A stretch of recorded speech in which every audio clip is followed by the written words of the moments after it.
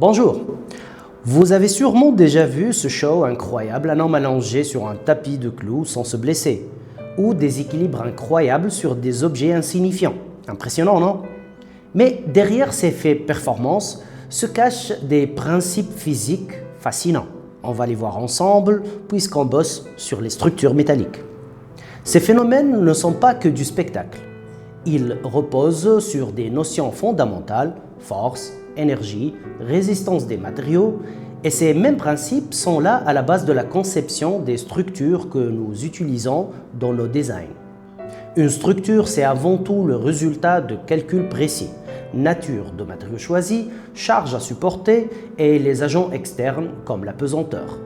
Les mouvements ou les interactions, tout cela est étudié grâce à la résistance de matériaux, connue généralement surtout dans les programmes de dessin informatisé sous le nom de RDM. En design, le défi est encore plus grand. Respecter les contraintes esthétiques, matérielles et budgétaires imposées par le client, réussir une structure, c'est comprendre la fonction, choisir le bon matériau et rester fidèle au budget fixé. Dans cette série, nous allons explorer les métaux les plus utilisés, leurs propriétés techniques, leur recyclage, les méthodes d'assemblage, comme la soudure, ses alternatives et les finitions qu'on peut y appliquer sur tous ces supports. Dans le design, le choix de métal est crucial. Chaque métal a ses propriétés, ses avantages et ses limites. Aujourd'hui, nous allons découvrir les métaux les plus fréquents et leurs caractéristiques mécaniques et techniques. Commençons par l'acier doux ou acier de carbone doux. Contient 0,05% à 0,25% de carbone. Composition, fer plus une petite quantité de carbone.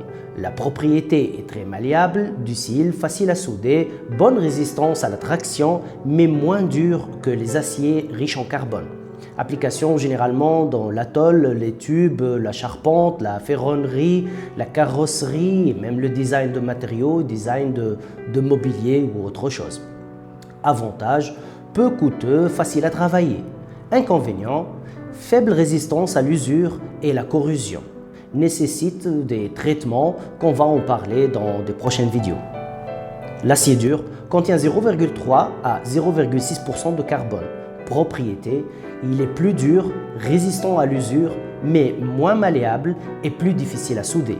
Application, outils, ressorts, engrenages, des structures qui ont besoin d'un métal qui a une épaisseur, une faible épaisseur, mais une grande teneur en matière de résistance mécanique. Avantage, grande résistance mécanique, comme je l'ai dit. Inconvénient, plus fragile, risque de fissuration. Et faites attention, les fissurations dans ce type de métal, elles sont à commencer microscopiques, donc ils ne se voient pas à l'œil nu, mais après, avec le temps et avec les interactions et les forces appliquées, ça s'aggrave de plus en plus. Donc on a intérêt de faire correct depuis le début avec ce métal pour ne pas avoir des surprises après. Parfois ça craque comme ça sans prévenir. L'acier inoxydable, ou connu généralement sous le nom de inox. C'est un alliage de fer avec du chrome et du nickel, parfois avec du molden. Propriétés résistant à la corrosion, hygiénique, esthétique et bonne résistance mécanique.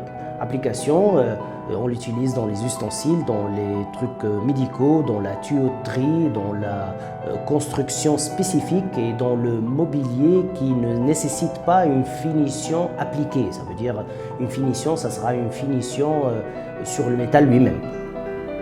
L'aluminium est un métal léger, densité 2,7 g par cm3, résistant à la corrosion, malléable, recyclable, application aéronautique, automobile, emballage, câble. Les inconvénients, moins résistants que l'acier, souvent extrudé ou allié pour améliorer ses propriétés mécaniques.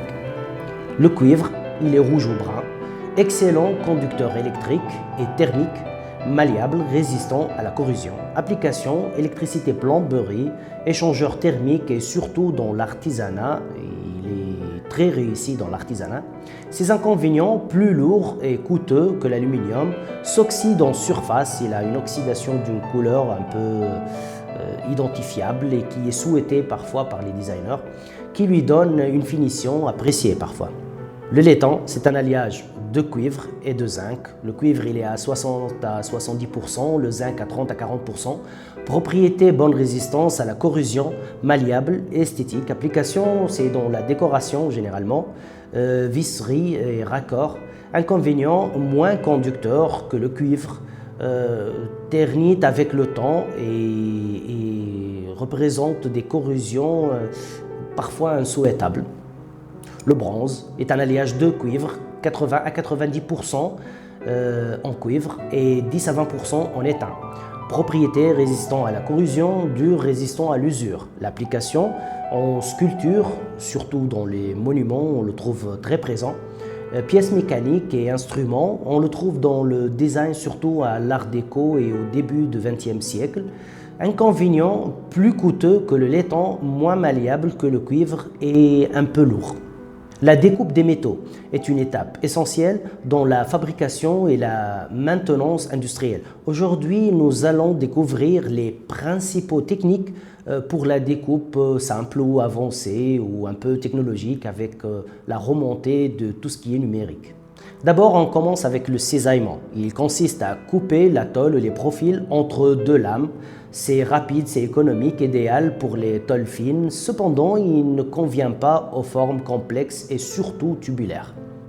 Le meulage ou le tronçonnage utilise un disque abrasif pour séparer les métaux. Cette méthode est polyvalente mais génère des étincelles et nécessite des équipements de protection. Certains tronçonneuses sont équipés de disques de coupe métalliques lubrifiés par une solution permettant le refroidissement de l'outil de coupe et du métal à couper, donc ça diminue l'effet de la température sur la zone à couper. La découpe oxycétylénique, c'est une combinaison de deux gaz, l'oxygène et l'acétylène, une combinaison qui donne une flamme qui arrive à 3000 degrés Celsius. Elle permet de découper les aciers épais, mais la précision et la finition restent limitées. On la trouve généralement souhaitée surtout sur quelques éléments de Dante Negro. Ils apprécient un peu l'effet de cette coupe sur le métal. Le plasma utilise un jet de gaz ionisé à haute température pour fondre le métal. Cette technique est rapide, précise et adaptée aux métaux conducteurs. Il faut vérifier aussi l'épaisseur du métal et le comportement de flux de coupe parce qu'il fait des petites déviations si l'épaisseur est importante. La découpe laser offre une précision extrême et une finition parfaite. Elle est idéale pour les formes complexes. Mais son coût est élevé et nécessite un environnement contrôlé.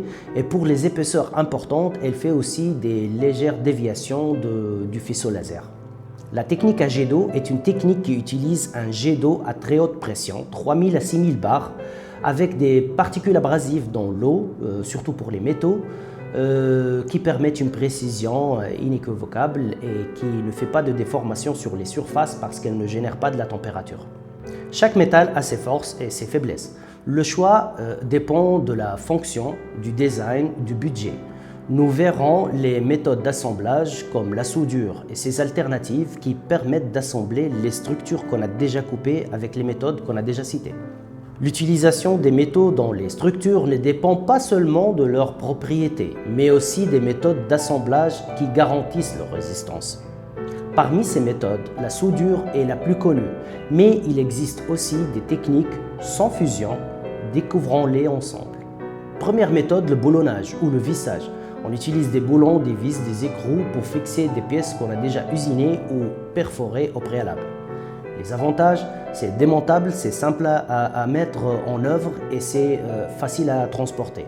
Application, charpente métallique, structure de meubles, d'agencement, machines industrielles et structures légères porteuses. Deuxième méthode, le rivetage, fixation par rivet déformé pour maintenir l'assemblage. Avantage, solide, utilisé avant la soudure moderne. Application, les ponts, les avions, surtout jusqu'à aujourd'hui, les structures métalliques, notamment le design en style industriel. Troisième méthode, le collage, avec des adhésifs industriels comme l'époxy. Avantage, pas de chaleur, assemblage propre, application aéronautique, automobile, cela dépend de la colle utilisée et de la technologie en vigueur. Quatrième méthode, le sertissage. C'est une déformation mécanique pour maintenir deux pièces ensemble.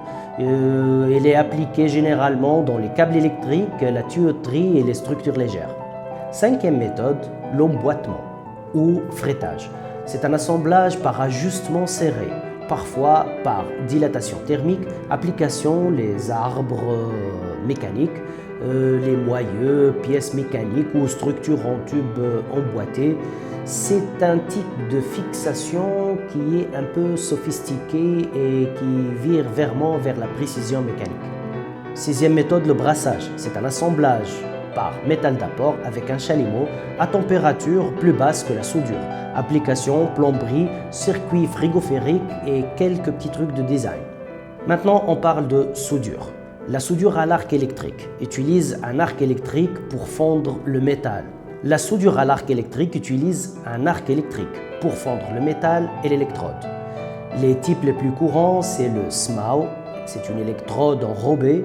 Le MIG, c'est un fil électrode avec un gaz inerte. Le MAG, c'est un fil électrode plus un gaz actif. Et le TIG, c'est une électrode en tungstène avec un gaz inerte. La soudure par résistance. Elle chauffe les pièces par passage de courant électrique. Exemple, la soudure par point, très utilisée en tôlerie, notamment l'industrie des carrosseries automobiles. La soudure oxycétylénique utilise un mélange d'oxygène et acétylène pour produire une flamme qui atteint la température de 3100 degrés à 3500 degrés et qui fond le métal, courante en réparation de plomberie. La soudure par friction génère la chaleur par frottement des pièces, l'idéal pour les métaux difficiles à souder par fusion. La soudure laser est très précise, fine et propre, utilisée en agencement, en électronique et en aéronautique. La soudure par faisceau d'électrons, elle se fait sous vide avec des conditions spécifiques, des conditions laboratoires, avec une précision extrême. Elle est utilisée généralement dans l'industrie spatiale et dans le nucléaire. Chaque méthode d'assemblage a ses avantages et ses applications. Le choix dépend du type de métal, de la fonction et du budget. Dans la prochaine vidéo, nous verrons comment choisir la bonne technique pour votre projet afin d'avoir des calculs RDM les plus équilibrés possibles, surtout avec les techniques modernes puisqu'on peut faire même les simulations de la matière et de son exposition à tous ces agents-là, y compris la soudure et la température et les agents externes, pour pouvoir définir avec précision le comportement de notre structure. Merci à tous et à la prochaine.